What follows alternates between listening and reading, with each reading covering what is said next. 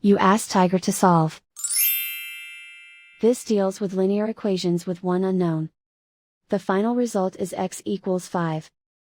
Let's solve it step by step. Simplify the expression.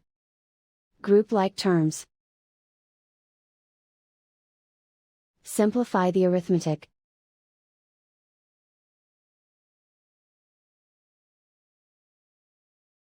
Group all constants on the right side of the equation. Add 6 to both sides. Simplify the arithmetic.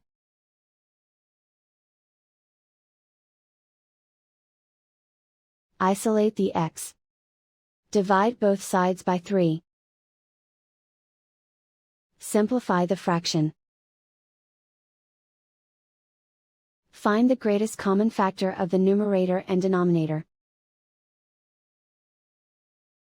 Factor out and cancel the greatest common factor.